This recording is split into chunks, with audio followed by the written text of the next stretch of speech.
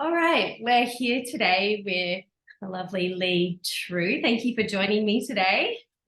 Such a pleasure. So you're a psychotherapist, a counselor, a bushman, loves nature, loves craft, crafting in nature, and connecting people to nature. Is that right? That's right. Yeah, a whole bunch of different stuff going on. Mostly psychotherapist and counselor now, post-COVID, and then running these bush programs, survival trips and vision quests and family rewilding camps during school holidays. Yeah. Amazing, Mm. amazing. And tell me, where did your love of nature begin? I mean, I know we haven't got all day. I'm sure it's a long story, but where did it Yeah. start? I mean, the short version is I grew up in a strange kind of housing setup in London where five houses had knocked down the garden fences. And so you'd sort of go out into the back and you'd find this kind of wonderland for me as a kid. It was like a mini village. There was fruit trees and a veggie patch and free range chooks and guinea pigs and a pack of kids to run with. And it was always the happy place. Like in my house, my parents' marriage wasn't so great, but out back there in this village, amongst the trees and out there in the bush, that was the Yeah, safe, happy place. Yeah. yeah, beautiful. So that's where you Mm. found your real deep connection with nature. Yeah. Yeah, I think well that was the beginning, and then later on I was started camping as a teen with the forest school camps in England, and then Oh, later on went to the States to study at Tom Brown's Tracker School, and that was really where I started to learn these skills, where I realized, oh, you can just go out into the bush with nothing, not even a knife, or not even much clothing, and still be okay. yeah, wow. Yeah, Yeah. yeah. I mean, that would have been such an experience. There's that show. Have you seen that reality TV show? What's it called? Naked and Afraid, Oh, maybe that it's that one, Alone, the Alone. Australian one that's in Tasmania at the moment, I think. Or I, Yeah. So that's my business partner and ex-wife oh, who just won it, Gina. Yeah, oh, there you go. yeah, Wow. yeah. Excellent. Cool. So, yeah, that just reminded me of that. I kind of going out there with only 10 things, and you've got to choose your weapons and your. Yeah. No, that's right. Yeah, she did Yeah, really well. Yeah, amazing. yeah. And I just read on your website that you also had a year of like being in the bush. Is that right? By Yeah, yourself? yeah, yeah, that's right. Yeah. Not completely by myself, but yeah, mostly for weeks or sometimes months at a stretch. So this was at the school I was studying at. You could if well, after you've been studying there for a while, you could have asked to spend a year in this wilderness area and then come in to sometimes help out when classes were on. But yeah, basically, yeah, just out there. I lived Yeah. in a teepee sleeping bag, little bookshelf, and then from there I'd go off on little kind of 4 or 5 day quests where I'd just take a knife or a knife and a blanket or something. Or yeah, Yeah. Yeah. And whereabouts was that in the world? that was the east coast of North America in New Jersey, actually. Hey, wow. So Yeah, is it cold up there? Sure. yeah, it got down, definitely got down to the minuses. Yeah, little icicles on the beard in winter. Yeah. Sometimes get the ice crystals crackling in the throat. Yeah, Wow. yeah. I don't know if I could have coped with the cold. Well, it's funny, I think my experience again and again is I just think we've got this, free divers, they talk about this dive reflex that when you dive into water and you hold your breath, changes happen in your physiology that make it easier to stay down there. And I think there's a rewilding reflex where when we go into wild nature, Mm. changes happen in our physiology. Because when I was out there in the middle of that year, my dad got married. He remarried, and he said, "Okay, you're gonna please fly back for this wedding." And so I flew out of this I left this teepee where it was minus temperatures frequently, and I was having literally wearing 6 layers of clothing on most of the time. Wow. And then I went to London where there was central heating, and I came into the inside and I was like, my God, it's so hot, it's unbearably hot, feels unhygienic, I can smell breath in the air. I don't like this at Yeah. all. But within 48 hours, I was like, yeah, this is just normal. And then when I went back to the teepee again, I was like, my God, this is freezing. This is inhumane, savage. I can't stand out here. But within about 48 hours, I was like, okay, yeah, this is just Okay. life again. Yeah. Yeah, we're adaptable as humans. Like, So adaptable. Yeah. yeah, yeah. I Yeah. think it's the fear that we have before getting into the thing that stops us from doing that. But once we get there, it's like, as you said, 48 hours, and we're like, oh, okay, yep, I can do this. Yeah, exactly. And we take people out on trips where we just have, swimmers and a woolen blanket and a knife for 5 days. And I Yeah, still get that. I'm like, oh my God, is this going to be okay? Because yeah, I'm in modern me. And then when we're out there, I'm like, oh yeah, of course it's good. And it's just because I've done it enough that I can get over that self-doubt, but I yeah, still get it, just like anyone else. Yeah. yeah. So how would you, if people are coming on your camps with you and they're in their modern brain and physiology, how would you help them from coming from that space to where they are in the environment? We give a little crash course in survival principles and strategy, but really, I think it's just the experience that Gina and I have of having lived that we can just stand in front of them and say, "Hey, we're fairly confident it's going to be okay, and this is what it might look like." But but it's Yeah, it's just our own experience. Like we've done this enough that it's probably going to be fine. yeah, Um, that's all. That's the only way we get it. Really, we just have to keep doing it. Sort of, I think about it as walking between the worlds. We walk from the modern world to the wild world and then back again. And the more times you cross that threshold, the easier that journey becomes and the less daunting. yeah, Yeah. beautiful. Yeah, Mm. and I'm sure you both hold a really beautiful space as well for everybody to I think, unravel. yeah, I think a sense of safety is really important. Yes, emotional safety. All the voices are welcome. You might have irritation, you might have bleak despair, you might be hangry. Yeah, you might want might want to kill us. Yeah, That's part of the process. Yeah. yeah, yeah, for sure. Yeah, Yeah. it's all about surrendering and letting go of those expectations, I suppose. Yeah, that's huge. Yeah. Yeah, that would be huge in nature and what you do because you can't really control anything that is happening, right? And that's what And we want as humans, control. exactly. I think, and that's probably the main thing that makes it nerve-wracking for us. That prospect, it's like, my God, it's going to be, there's no thermostats out there, there's no steering wheels, there aren't any big, massive signs. It's all very subtle. It's all very much about surrendering to forces much larger than us. Yeah, exactly. Yeah, Mm. wow. How amazing to be able to introduce that to people that have never done that before, you know? Mm. Yeah. Well, I think during my year in the bush, I went through this disintegration process in the middle where I felt like I was going crazy and it sort of felt like a detox from civilization. But in the Mm. final few months, I popped out of that into this place of amazing silence and synchronicity and this beautiful feeling. And in that moment, I was like, my God, now I feel lonely. Now I just want everyone else to be having this. I think this is what it's Yeah, supposed to be like as a human. I'd like more people to be out here with me. Yeah. yes, yeah. It's like, okay, Yeah. I've done the alone time. I've Yeah. felt it. I've what's the word? I've become one with nature. I've synchronized my physiology with nature. Now, Mm, oh, come on, everyone, let's do it together. exactly. Yeah. Can we do that? Yeah. Be at one with the other humans. Yeah. Yeah, exactly. I suppose that's the hard bit. Was that hard for you to come from the bush into reality again? So hard. I think, honestly, I think it took about 2 years Yeah, to recover. And for the first few months, I didn't know how to do small talk. yeah, Everything was overwhelming. I had to relearn how to be a modern human. Yeah. yeah, Yeah. yeah, Mm. exactly. Yeah. Yeah. So you also do courses or workshops with people when you take them out, or families, and it's called rapport based relating. Relating. Yeah, exactly. And Yeah. can you tell us a little bit about that? Because it feels quite aligned with what we do at Happy Hearts as well, which is all about really respecting the child, acknowledging them and accepting them for who they are, and really being mindful of our energy and what we're bringing into the family or wherever we're going with the kids. Beautiful. Yeah, it seems very aligned. So tell us about how Mm. that came about for you. Yeah. It's really the product of growing up in the community that I did, where there was always lots of emotionally available adults who felt really safe and lovely and wonderful to be around, always happy to see us.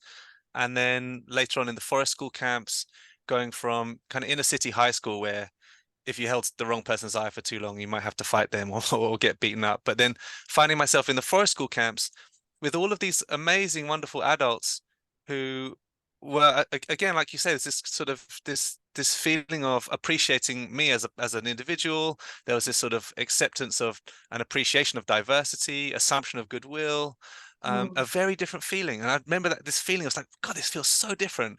And Yeah. at one point on the first night in the forest school camp, sitting around the fire and thinking, I thought there was another way to live, and this is it. And now I've tasted it. This is what I want my life to be about. And Yeah. and so then as I sort of spent years as a staff member in the forest school camp and really got to immerse in this culture and sort of just feel what it's like in my bones when that's how we live as a village of say 100-ish people Yeah. across generations, and just being in that and seeing how when new people would come into a camp, they would get it. It's like, I think we have a rewilding reflex, we have a dive reflex, I think we have a tribe reflex. We have this reflex in us that we can open from being just invested in me as an individual or invested in us as a nuclear family.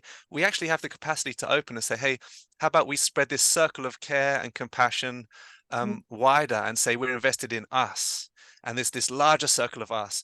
And we were doing that for 100 people, and you'd see people come into the camps and they would just get it, and they would say, oh, okay, we're doing it differently to how we were. There's no armoring. If someone asks how you are, they genuinely want to know. And if you're feeling conflicted about something, your voice is welcome. Like, all of the voices are welcome here. And you see that realization happen on people just through being immersed in the culture, this intangible sense. And then later on, when I came to Australia and we started to run our own camps, Gina and I, we had to sort of explain to these new mentors who are coming along to help us, this is what we're about. And so rapport-based relating was us trying to describe really what we'd experienced in the healthiest communities. For me, that was in this co-housing community I grew up in the forest school camps. What does that actually look like in practice? So we boiled it down into 3 principles: the making good connection, having good clarity, so I know what I really need and what I really want and what I'm really feeling, and then having good communication. How do we have these difficult conversations in a way that can actually strengthen connection? Beautiful, gorgeous. And do you Mm. think that lots of us find that really hard, Oh those yeah, those it's very hard. principles? It's simple doesn't mean easy. Yeah. Yeah, yeah. Yeah. It doesn't mean easy, you're right. Yeah.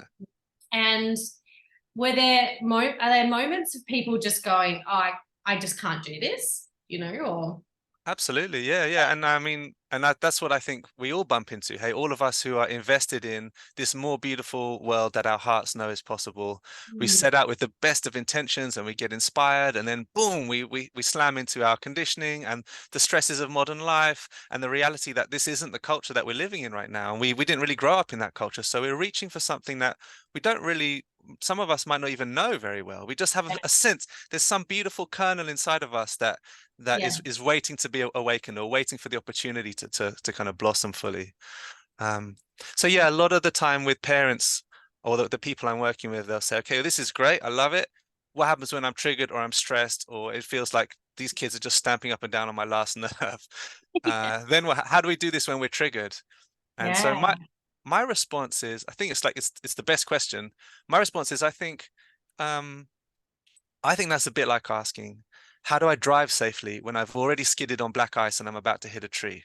yeah, It's like, by definition, when we're triggered, the boat's already kind of sailed a little bit, and that point it's just damage limitation. And so we need to be good at making good repair, and that's a big part of it. Is saying, actually, you know what, hand up, I stand for these values. I don't always meet them. Sometimes I step out of my integrity, but then when I do, as soon as I'm sane again and I calm down and I say, oh yeah, actually that was crazy. Getting to school on time isn't more important than my child's emotional safety, or making sure they don't have mud on their clothes is not more important than them exploring nature in a free way. I was yeah, crazy there for a minute, but now I'm sane again. I can say, hey, I'm so sorry about that. I got really grumpy. I was a bit stressed. I thought that this was more important. Now I realize it's not. What do you need to say to me in order you can feel safe again? How do we make genuine repair that can actually strengthen our connection in yeah, that way? beautiful. Yeah. Yeah, yeah. I think people forget about the repair, or they Yeah. don't, or they just don't know how to do it. You know, Yeah. it's just really, I think the work that you're doing is guiding people into that way of thinking, and it's a real mind shift, right? Like, I think so. we've been taught by our elders and ancestors on, how to discipline and how to Mm, guide our children into saying pleases and thank yous and all those sorts of things. And that's how we were taught, right? But yeah. and you like what you're saying, and kind of what Happy Hearts is about too, is about rewiring our brains to go, okay, is it okay? Do we have to force our kids to say thank you, as an example? Mm. Do they have to be clean all the time? Oh, can they eat the dirt? You know, like all those things. And it's like, let them explore, let them, Mm. you know, surrender to those, I suppose, the ways that we have been taught on how to, how to teach and bring up children. Yeah. Real rewiring, which I found a couple of years ago when I found this way of relating to children. It was a real mind. I was like, how do I change this? You know? Yeah, really huge. Hey, because Yeah, we come up against this reality. Actually, what we're looking at is changing culture, and culture is yeah, this huge, complex, invisible, intangible thing that has its own momentum, and it's very easy to get swept up in that momentum. So creating a new culture, it does take energy, it does take repeated focus, it takes commitment, it takes passion. yeah, Luckily, I think we have that, but we also need to find that the compassion and the forgiveness, because in order to make good repair, I have to be able to forgive myself. You know, yes, a big part of what we're doing, I think, is helping people to understand this in a way that we can recognize this is not about you. This is not a personal thing. It's not that you're a bad person or you're just not trying hard enough. This is a much bigger, there's this socio-economic, cultural, historical context that's going on here that's getting played out through us. And those moments when we say, actually, that was terrible, that sucked, I never want to do that again.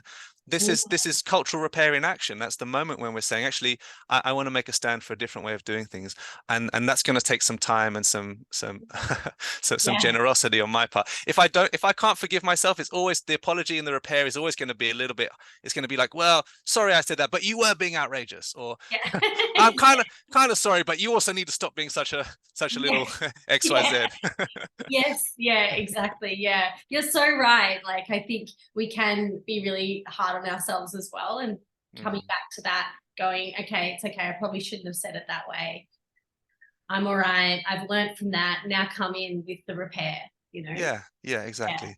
yeah, Like in that moment, I was getting played by the culture like a puppet, kind of. You know, we get swept along by the momentum of the culture, of our conditioning, of our wounding, of the history. I got played by the culture. That was actually not me. That was the culture doing that. So I'm really sorry, but I'm here. I'm still here to sort of take responsibility and meet the consequences of whatever I did while I was getting played out by our culture. Yeah. yeah. Beautiful, beautiful. Mm, Yeah, well, there's some really nice tips anyway for people that are listening that work with kids and parents, mm, teachers, that, you know, the repair is the most important thing. I was talking the other day with one of my colleagues, and I noticed that he was saying no a lot to the kids. No, you mhm, can't do mhm, this. No, you can't do that. This was in a childcare setting, so young mhm, children.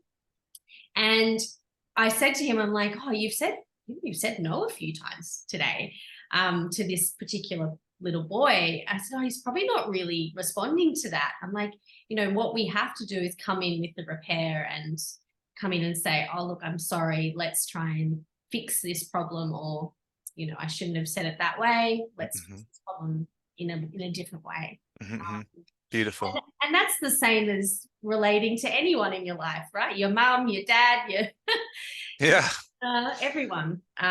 yeah, Yeah, and I find that yeah. what I've learned over the years is that it's not just with kids; it's with everyone. You know. Yeah, beautiful. Exactly. Yeah. There's a metaphor I often use, the metaphor of a volcano, in relation to this thing about triggering and being in our right minds and not. So I say it's almost like if you imagine ocean sea level is the most relaxed and expansive and generous and clear and wise that we ever are. After Mm, a lovely walk in nature or a beautiful conversation or meditation, and then the beach is where we're relaxed, but it's still fun. I'm in flow. But then mm, I can't always live life like that. So now we have to go into the mosquito forest where I can tolerate it for a bit. It's like there's emails or there's bookkeeping I got to do, but it's not yeah, great. And then if I stay there too long, then I find myself in the steep foothills and I'm making the journey up towards the volcano. And if Mm, I stay on the steep foothills for too long, that's where life starts to feel difficult. Then I'm going to find myself on the jagged rocks near the top, and that's where life actually feels painful. My nervous system is on edge. There's cortisol, there's stress hormone is flooding my body. I'm feeling easily overwhelmed. And then sooner or later, if I'm living in the jagged rocks, then the volcano is going to blow. And that's either going to look like an explosion of anger or judgment or shame towards a child, or it's going to implode on me. I'm going to kind of tell myself that I must not be doing this right, or I must not be adulting very well, or I just need to bloody well pull my socks up or something like that. mm, And then down the other side, there's sort of this steep precipice of shame and this swamp of shame. But yeah. what I love about this metaphor is it's really, when we look at this and we start throughout the day tracking, where am I right now? Am I on this beach where life feels like it's fun and flowing, or am I in the mosquito forest or the steep foothills or the jagged rocks? Then we realize, actually, I, I'm spending a lot of time on the jagged rocks and the steep foothills, and in fact, my culture has told me to just get used to that and suck it up, and that's how life is supposed to be. And Mm, so, I mean, I think a part of this conversation is recognizing maybe we need to be a bit less tolerant of that and a bit better at prioritizing, recognizing it's not a luxury, it's actually a necessity to find ways of regularly getting back down to sea level, because yeah. that's the place. If I'm living on the jagged rocks, then of course I'm going to be saying no a lot. Of course I'm going to be feeling short-tempered. I'm going to feel like these kids are just my nemesis right now. Yeah. Because that's what cortisol does to us. That's what that stress hormone feels like. Yeah. Yeah. Mm. Yeah. It kind of gets your blood boiling almost. Yeah, yeah, Yeah. yeah, Yeah, exactly. That's a beautiful metaphor. I really like that. I'm going to use yeah, yeah, good. that. Yeah. Yeah, that's great. And so, one question that I ask everybody on this episodes, on these podcasts, is Mm. what does it mean to follow your heart in your life? Ah, beautiful. Yeah. Well, yeah, I mean, for me, following my heart is kind of tuning into this internal guidance system. You know, what the position I'm working from is always, each of us has an internal guidance system. It's what separates living creatures from non-living creatures. As a living creature, we have needs that we need. We need to take things in from the environment to carry on being living creatures. And we also have this wise and beautiful and complex internal guidance system that can steer us towards what we need. Mm, And if we take that as a starting point, we can recognize that there's room for diversity. It's okay, this person's internal guidance system is trying to get their needs met in this particular way, and we know the need for attention and having having people interact with us is so strong that kids would rather get negative attention than have no attention whatsoever. So okay, this kid is just pushing all my buttons and just trying to provoke me. And if we mm, if we look at it through this lens, they're actually following their heart, they're following their good, they're being driven by their internal guidance system. That might need a little bit of steering, might need a little bit of re-education, might need a little bit of a conversation around to say, hey, it feels like actually maybe I haven't been paying you that much attention. And so sometimes it's like you're doing these things, you're hitting your sister, or you're doing something that you know is going to get my good quality attention. Now I'm like, you. Whereas all morning I've been like, later, later, not now, not now, not now. But then you. yes. uh, Yeah. if in that moment I can say, oh, this person was kind of following their heart, this internal guidance system that says, actually, I don't like being ignored. So what can I do to get some more connection? Now Yeah. we can start to understand that in a new light. And then the same for me, it's like if something doesn't feel quite right, or I'm acting in ways that are out of alignment with my integrity, okay, Yeah. what is this internal guidance system moving towards? What maybe it's laboring under some delusion, because we can get stories that can overlay our internal guidance system and they steer us in the wrong direction. Or Yes. we can just have skills that we haven't learned yet. Maybe no one taught us about good repair, or how to downregulate our nervous systems, or how to have compassionate awareness of what's going on in our nervous systems and to prioritize that. Yeah, Mm, definitely. Definitely. I mm, feel like that, I think in a lot of ways it really comes down to education. People are good, inherently good people. yeah, And I think a lot of people just don't know how to do what we're talking about. exactly, exactly. Yeah. Yeah. And children as well. Like I work with little young children, and a lot of, they don't want to put their shoes on to go out the door and get in the car. And, you know, it's like, come on, we've got to get to the thing. And it's like, okay, I come down to their level. I can see you're having trouble putting your shoes on. Would you Mm, like some help?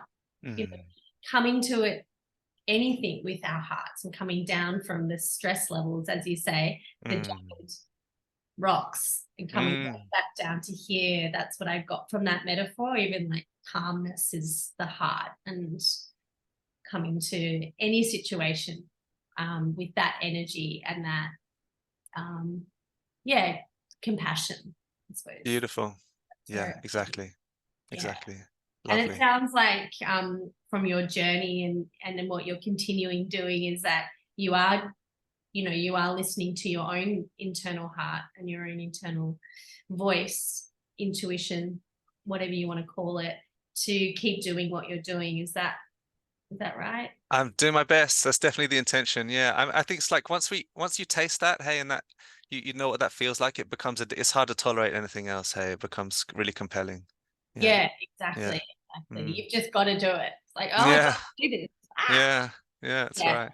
Yeah, that's beautiful. So Mm. where can people like find you? Where are you? Where are you based? And So physically, I'm based in the Northern Rivers, Northern New South Wales, near Byron. But yeah, my website, connectionculture.life.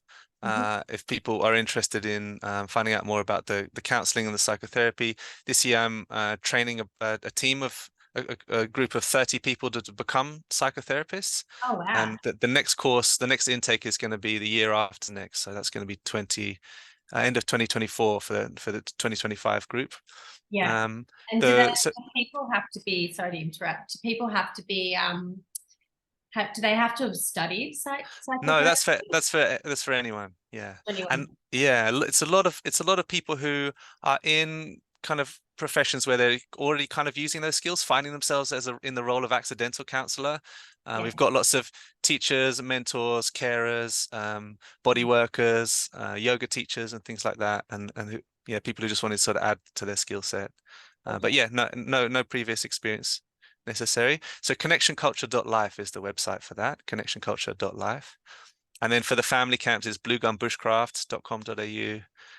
And the vision quest and survival trips is wildheart.life. We've got all these websites. It's probably not a good business thing, but it's just because of the way things have organically grown over the years. Yeah. And the Vision Quest Wild Heart is the website, is that right? Yes. Yeah, wildheart.life. Do you do those a year, or do you do it's usually 1 or 2 in spring and autumn. At the moment, we might not be running one this year because Gina Post alone, her life is kind of blowing up and taking on a different shape. Okay. And I've been teaching this course, so I think it might be next spring or autumn. It's the next one that we'll run. Yeah, awesome. And are they done up there as well in Northern Rivers? No, so all of our bush programs are on the south coast of New South Wales, so about 4 hours south of Sydney, inland from Milton or Ulladulla. Oh, I love Ulladulla. Oh yeah, you know the area.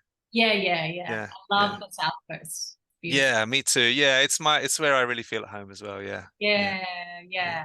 That's gorgeous. Well, we'll link everything down so that everyone can find you. Perfect. Thanks, Sarah. Yeah. Thank you so much for joining us today. Such a pleasure. I'm sure that, everyone will get as much as they can out of this conversation. Yeah, I hope so. And yeah, I'm really, I suppose appreciative that there's someone like you in the world, that's really bringing these beautiful things to families and children, and approaches to life that are a little bit different, but also really genuine and integral. So yeah. Thanks, Sarah. Yeah, right back at you. I really, really appreciate the work you're doing. It sounds absolutely gorgeous. Yeah. Thank you, Lee. Thank really you so powerful. much. Thank you. Have a great day. Yeah, you too. We'll be in touch. Great.